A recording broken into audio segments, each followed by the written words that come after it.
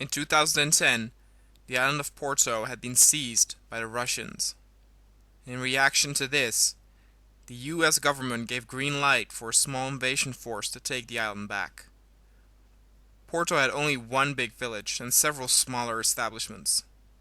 Satellite photos showed that the northern shore was the least protected, and this would be the landing zone. Amongst the troops there was Private Kanoa, who had the weird habit to talk to himself as if he was talking to an audience sitting in front of a computer. Hey everybody, and welcome to the invasion of Porto. It's been a while since I did a last invasion map.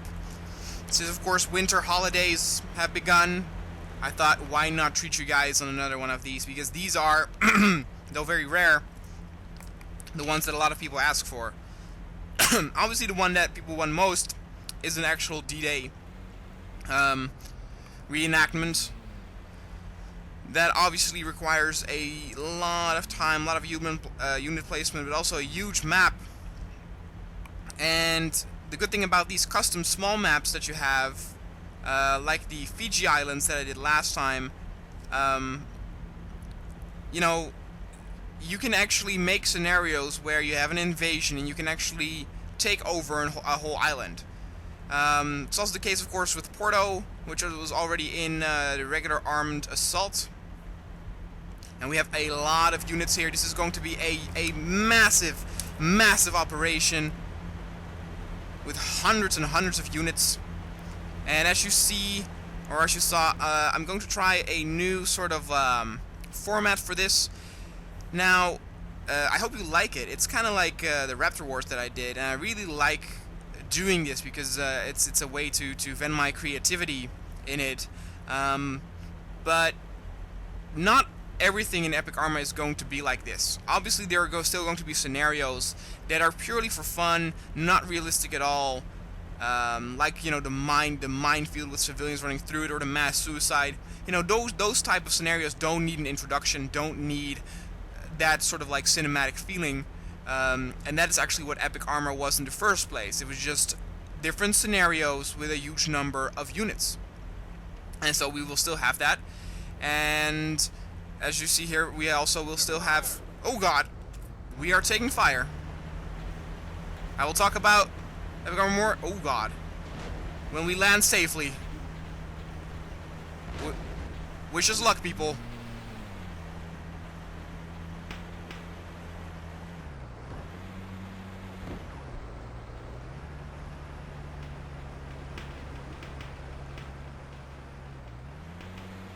Come on, get us to shore.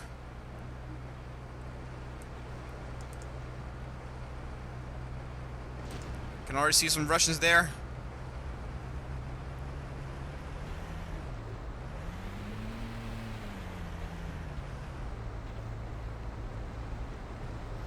Alright, out. Oh, God.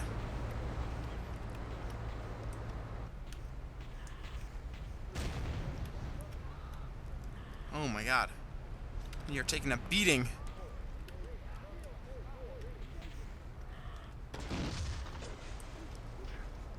Oh, Jesus. The sound that you hear of screaming Marines, it's actually not the sound of them being hit by bullets, but it's them drowning. See, that's the only sort of bad thing about the AI in ARMA. It's, of course, situated to where, as soon as they're taking under fire, what? Oh. They go prone because they take cover. But here it means that they actually take cover and that the water will actually damage them when it goes over them, and some of them will drown. This is why a D-Day scenario is very difficult. Like, those two are now taking damage.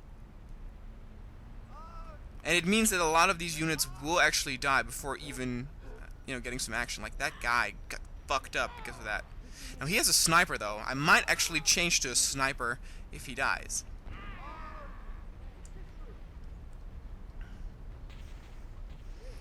Now this is going to take a long while, people, for all these people are of the beaches, so I will continue what I said about the Epic Arma. So, as Kanoa kept yapping on behind the cover, the US soldiers on the beach took a beating as several ships were lost, and a handful of soldiers lost their lives before they even fired a single shot. As you can see, there will still be scenarios where I do single-player stuff. You know, these cinematic scenarios are a lot easier to do on my own, since there's a lot of scripting, a lot of planning to do, a lot of unit placement in certain areas. Oh god. Oh god. I thought it was an enemy.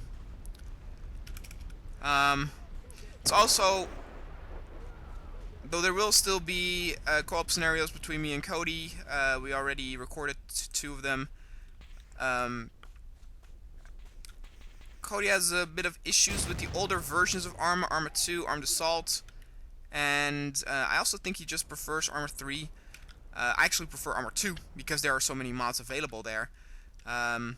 So when it comes to like ARMA 1, ARMA 2, it'll mostly be me, and when ARMA 3 is probably going to be the one where you will see Cody and me the most. But that's pretty much it. That's what you probably will be getting with Epic ARMA. It's going to be scenarios like this, which are a little bit more cinematic. Then you will have the regular ones that Epic ARMA started out with just, you know, the funny, funky scenarios, very sort of like light in terms of content, and the co-op stuff. Also, of course, because the Epic ARMA with the zombies actually got viral on my channel.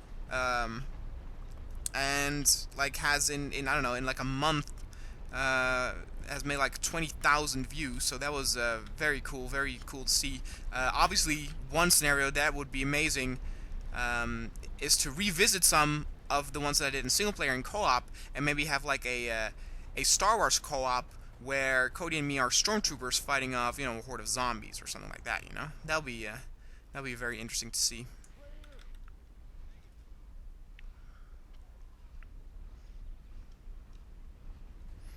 Alright, I think slowly but surely we can move on. So let me explain you to how I did, because there's no ending to this mission, but I did set a point to myself where I think it will end. So we have come to this town right here, or this village, and not heavily defended, and there are hundreds of units all across this island. Obviously, especially near the town. I will consider this mission a success when I reach over here. Because then I consider this Porto being liberated. Now, several units will go, for example, here, we'll go here, fight everywhere. I first thought maybe I should do like a winning condition to where there are no op for units, but you know, there's always 1 or 2 units that, you know, get stuck, or, you know, are behind a tree or in a bush that our units cannot find them, so that will be too much of an annoyance. Or if I get killed, which is a more likely scenario. But as you can see, people have now moved on from the beach, going land inward.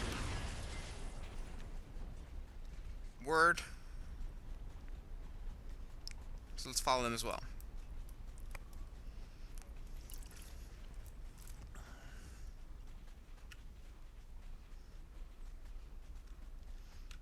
Now, I'm a grenadier,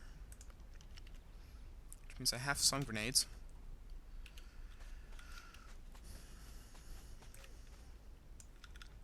Now, I want to be careful here, because though I am approaching the town, I don't want to be in the front line, because I want to have some backup. I want to be intermixed with some units of my own. I originally planned to do this mission at night, or not at night, at the beginning of morning, when it was still dark. And since it's a mission that obviously, you know, requires a little bit more time to complete, gradually you would see, you know, the sunrise and the color change, and 11 o'clock, 200 meters. The invasion was long underway. Back at the shore, there was nothing more than wreckage and blood. A haunting silence, only to be broken by distant gunfire and Kanoa's talking and screaming. Oh, I see. Hold on. At 11 o'clock, enemy missile soldier, 200 meters. I hit him. At 11 o'clock, officer, 100 meters. Got him. First kill. Oh. Second kill. Pop my cherry. Oh, God!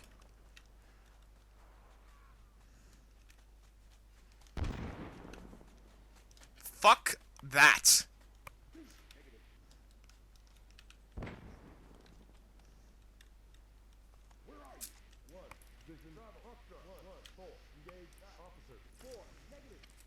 Man, that guy had it in for me. Jesus.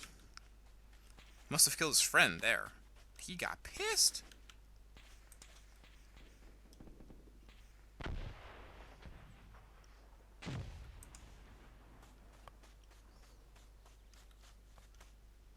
Sniper is history. There we go. Oh, oh yeah, go down. You little bitch.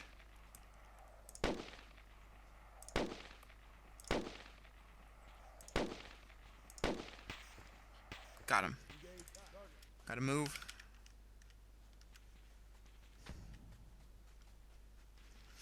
See, it's difficult when approaching Porto, since here there's some cover because of the bushes and because of the trees. Trees mostly, obviously.